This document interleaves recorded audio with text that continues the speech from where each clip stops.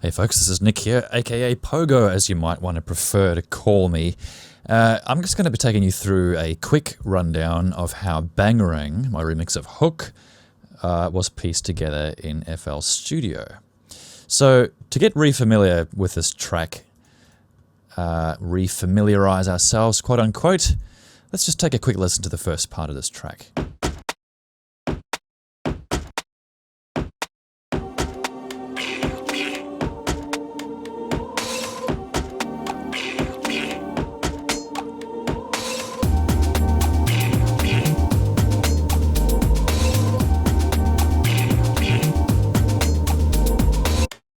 So this percussion here in build-up 1, if we just go back to it, we've got the smear kicking on the floor to unroll the carpet for Captain Hook.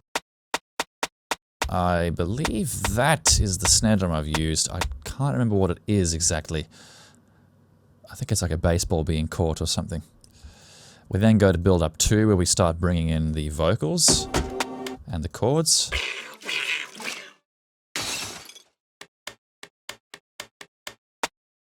And then we got these chords as well. Very beautiful. It makes me so nostalgic listening to those. It makes me think of the mermaid scenes again, actually.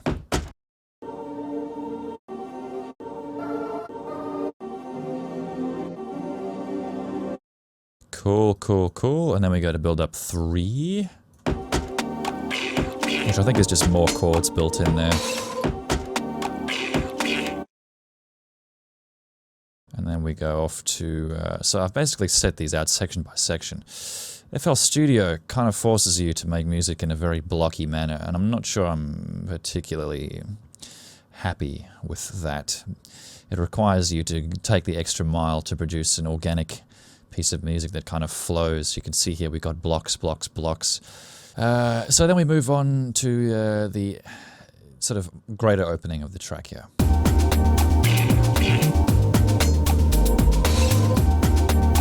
So here we are. This is actually a lot of chords being played at once here.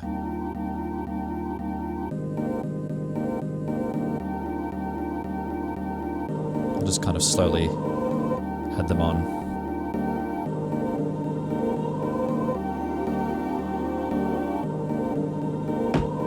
There's our kick drum again, obviously. Now, what I've done here is I've added a second kick drum because this sound here is just a little bit weak on its own, and once you start adding music over this, you really do need that extra kind of kick to punch it through, so to speak. Now, that's the baseball landing on Robin Williams' head. That's some kind of, I think that's Captain Hook's hook being pulled out of a piece of wood. Got 2 things for a snare drum here. These are all things that you probably won't realize listening to the track as a whole.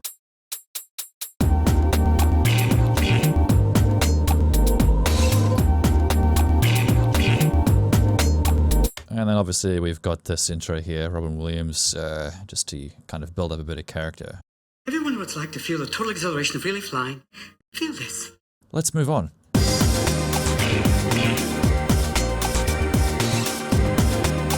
So this is actually the first section I ever made for this track, long before I ever knew it was going to become something complete.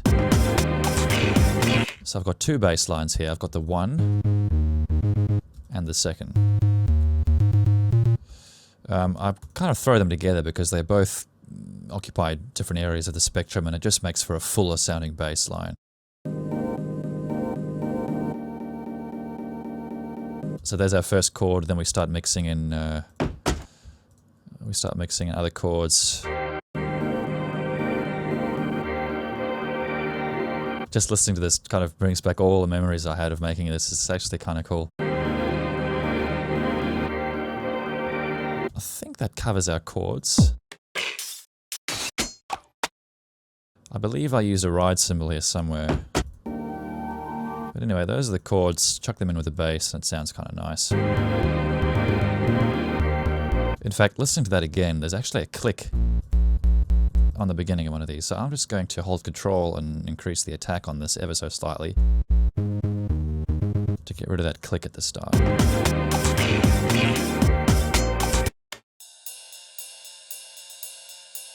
Okay, pattern 11 looks to be the next section in the track, which is actually just the same as the other stuff, really. And what we've got here is the syllables start coming in. You can see that I've labeled them appropriately.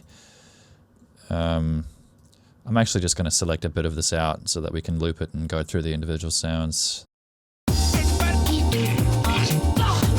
Minus that crash.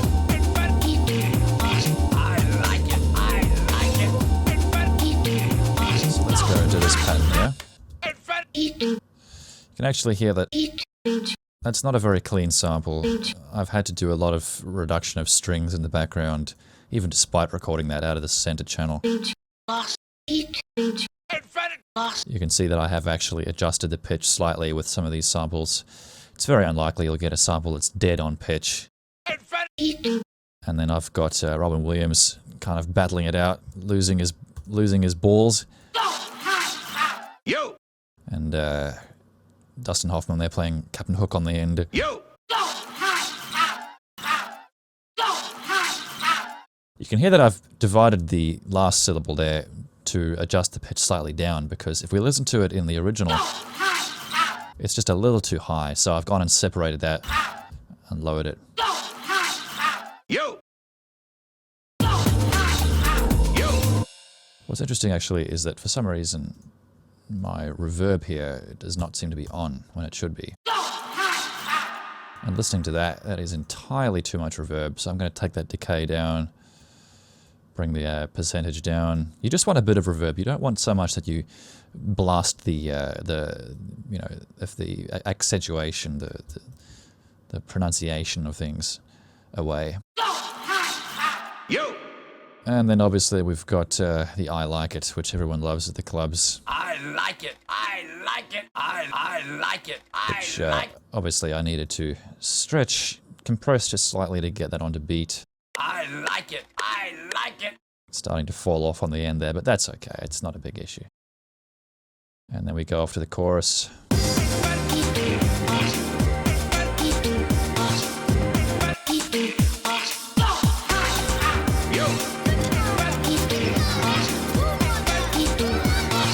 And over here we're coming to the kids section. Kids 2. These are loops, and now what you'll find that's interesting about these is that you can actually still hear the piano playing in the background of the play that these kids are singing in the film.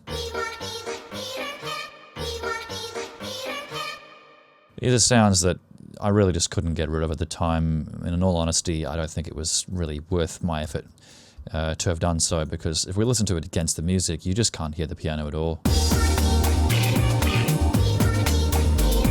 You can hear it, but it's not disruptive because the chords happen to be nicely in tune with the track that I'm composing here. I'm starting to add a separate ride cymbal here, which are called Bell. I like to just kind of move the track along with additional percussion.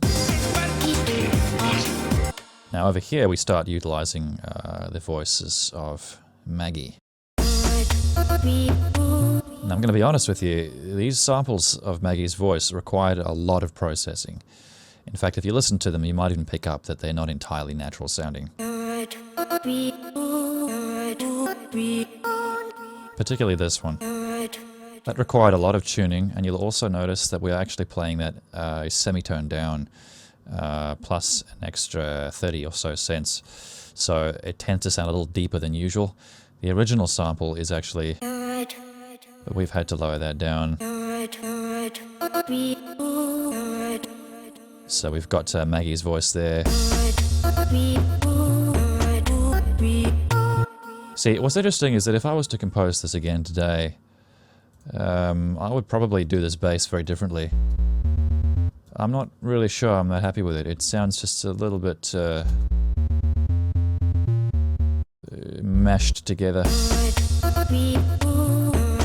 And it's not very pronounced.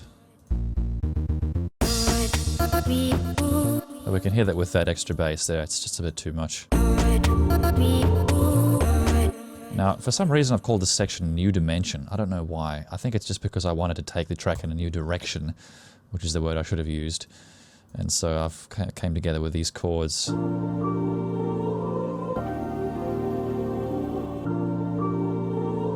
Obviously also laying in the percussion from the beginning of the track.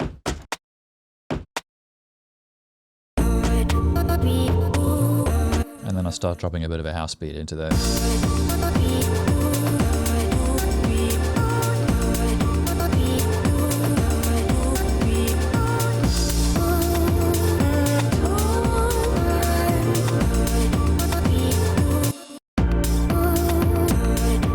And finally the end.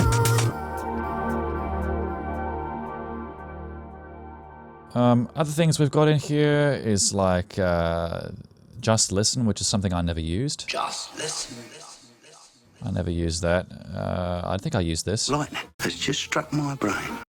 That's me. What's this? Yes, this is Captain James Hook laughing, which I never used either. For obvious reasons, it's just a little bit crazy. I actually used to have this at the end. That was a great game, as said during the end of the film by one of the children. I used to have this somewhere around here. That's not even it. Let's see, where the hell are we? Great game. This is the other thing I don't really like about this program, the fact that organization tends to become quite chaotic after a while. In fact, for some reason, I can't even access this clip anymore. Send pattern instances. I don't understand what that means. I want to access this, but I can't. Oh, okay, here we go. Alright, so I used to have...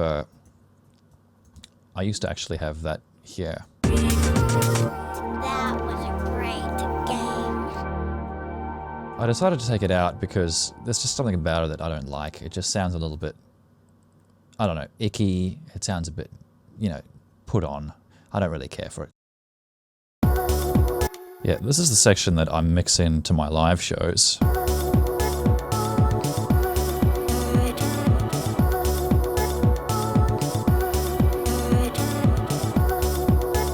For some reason I've cut this one off short.